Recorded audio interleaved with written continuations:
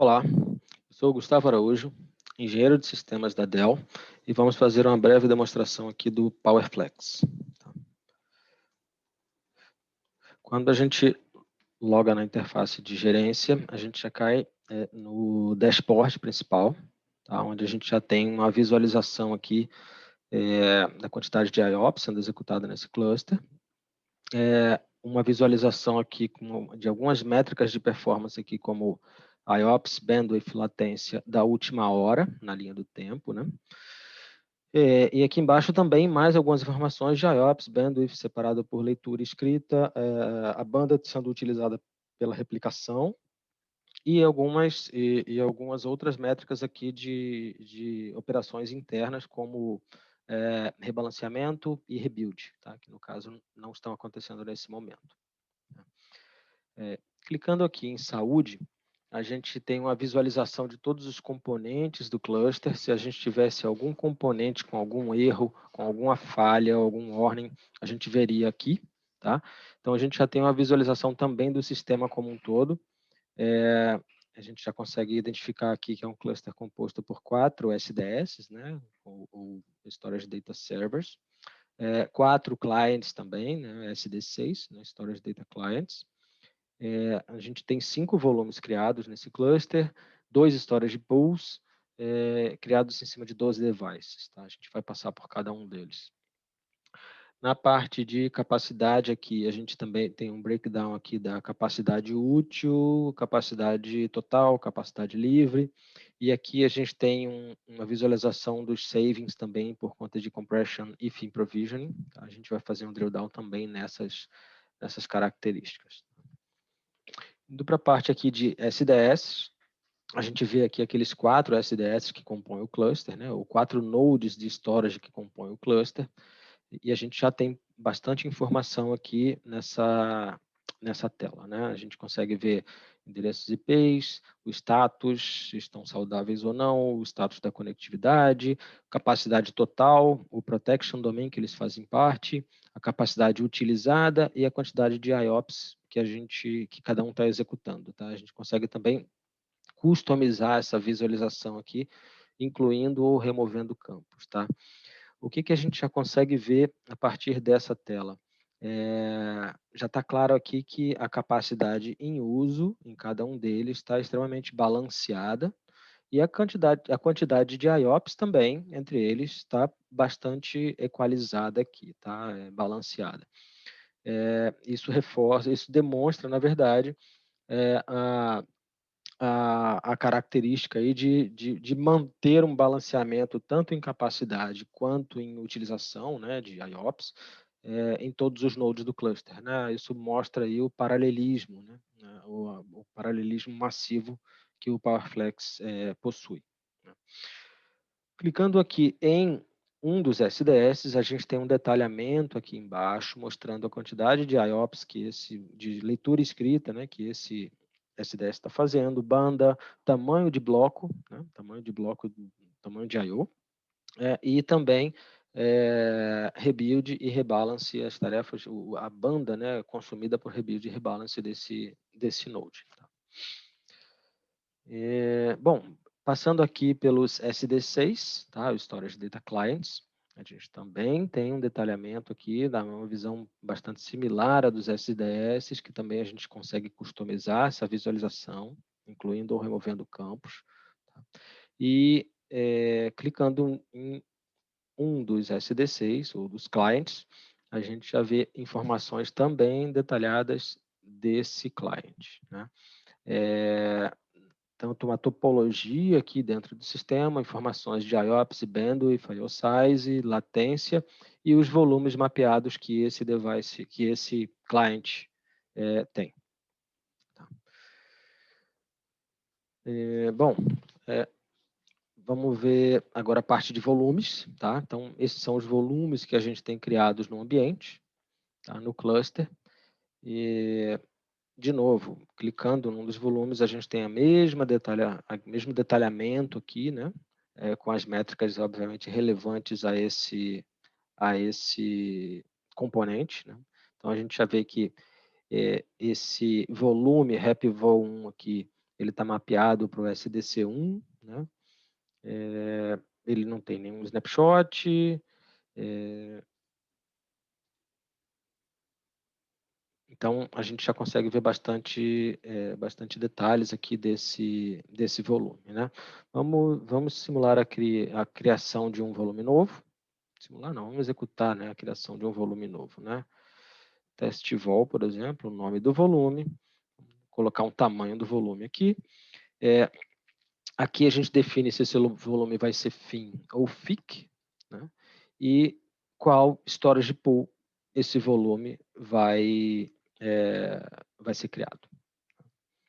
Criamos, e ele já abre aqui um atalho para fazer o mapeamento desse volume, né? Então, vamos já fazer o mapeamento desse volume, mas antes eu acho que vale a pena a gente mostrar um pouco como esse cliente, o que esse cliente está reconhecendo de volumes hoje, tá? Então, hoje esse client ele tem 2 volumes de 128 GB, um volume de 36 GB e um volume de 16 GB, tá? Assim que a gente fizer o mapeamento, a gente já vai ver um novo volume aqui, né? Então, vamos mapear esse volume test-vol aqui para esse client SDC1. Já fizemos o mapeamento. Então, agora aqui a gente deve ver um novo volume, também de 16 GB, né? Vamos fazer a montagem desse volume, só mostrando o que a gente tem hoje montado, né? A gente tem 2 volumes, um de 32 e um de 16 GB, né?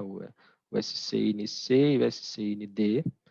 A gente vai montar o SCNE. Então, primeiro a gente cria um file system em cima desse device.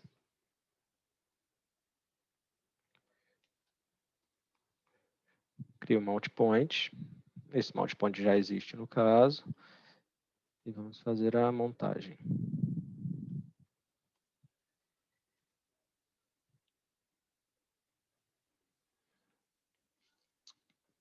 Agora a gente tem esse device, SCNE, montado.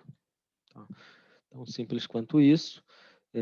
Uma característica também, uma funcionalidade, na verdade, também bastante interessante do PowerFlex é a funcionalidade de QoS, né? Ou seja, a possibilidade da gente limitar a quantidade de I/Os que um determinado cliente faz, né? Quando isso vai ser importante, quando isso vai ser interessante, principalmente quando você tem um ambiente compartilhado aí entre produção, homologação, desenvolvimento, QA e etc. Né? Então, estou gerando uma carga aqui em um dos volumes. A gente já vai ver esse volume, no caso é o volume FIN aqui. A gente já deve ver essa carga aqui de IOPS nesse volume. Então, esse volume, nesse momento, está fazendo aí por volta de 3.500 I/Os. Né? Então, clicando aqui em More Set Limits, a gente pode limitar esse volume a, por exemplo, 900 IOPS. Então, em alguns segundos, a gente já deve ver esse volume executando não mais do que 900 IOPS.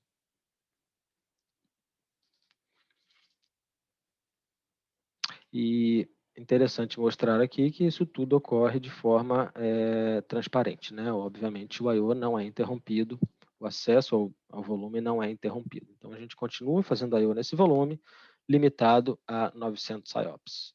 A qualquer momento, a gente pode remover esse limite e todo o potencial de I/O vai ser restaurado para esse volume. Mais alguns segundos, a gente deve ver esse volume voltar a um nível ali de 3.5 mil IOPS. E é isso. Então, vemos aqui a funcionalidade de QoS. Né? Outra coisa interessante, a gente pode criar snapshots desses volumes. Né? Então, criando snapshot, a gente pode criar um snapshot, o padrão ele criar como read-only. Né? criar um snapshot aqui, já criamos um snapshot, e ele já mostra esse snapshot criado aqui. A gente pode criar um snapshot também, read-write.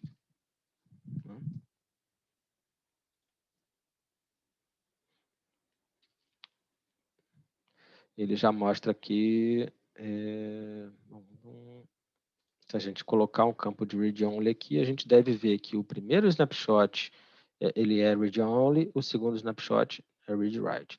E tem outra funcionalidade também com relação a snapshots, que é bem interessante, que é a possibilidade da gente poder criar um snapshot do modo seguro. E a gente seta um tempo de expiração para esse snapshot. Por exemplo, se eu não quiser que esse snapshot seja deletado para o próximo ano, a gente pode setar um tempo de expiração aqui de 52 semanas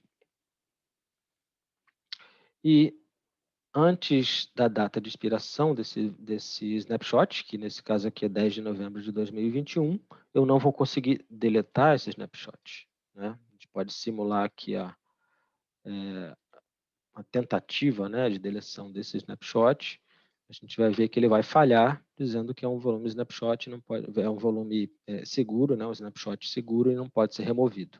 Então, esse snapshot ele vai continuar vivo aqui no meu ambiente até o tempo de expiração dele. Tá? Bom, a última funcionalidade que eu gostaria de demonstrar aqui é replicação de dados, tá? A replicação, o PowerFlex suporta a replicação assíncrona com um RPO mínimo de 30 segundos. Tá? Então, a gente trabalha com... Bom, a gente está aqui no sistema Acme HQ, né, que seria o cluster principal nesse exemplo aqui desse laboratório. E a gente tem outro cluster chamado Acme London, que vai receber a réplica de algum dos volumes desse cluster. Né? Então, o primeiro passo é a gente fazer a criação de um volume do mesmo tamanho. Né? Deixa eu dar um refresh aqui, porque eu acho que já tem um tempinho que essa janela está aberta. E a gente já faz a criação desse volume.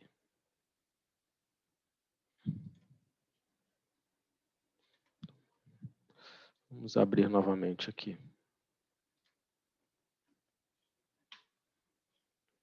Opa, tá ok. Então, configuração, volumes. Vamos criar um volume prod_vol underline rep de 16 GB do tipo FIM no storage pool. Tá? A gente não precisa fazer o mapeamento desse volume. Tá? Então, o que a gente tem aqui? A gente está logado no HQ, né? Então a gente vê aqui um sistema pareado, né? Que é o Acme London. E a gente trabalha com o conceito de consistency group, né? Ou seja, grupo de consistência, onde todos os volumes que estão embaixo daquele grupo de consistência vão compartilhar as mesmas políticas aí de RPO e etc. Né? Então, a gente pode criar um novo consistency group, tá? Incluindo esse volume que a gente quer replicar, ou a gente pode simplesmente acrescentar um novo volume pair, né, um novo par de volumes, a um consistency group existente. Então, se a gente pegar aqui o prod_vol na origem, né, que é o Acme HQ, e o prod_vol rep no target, adicionar par, add pairs.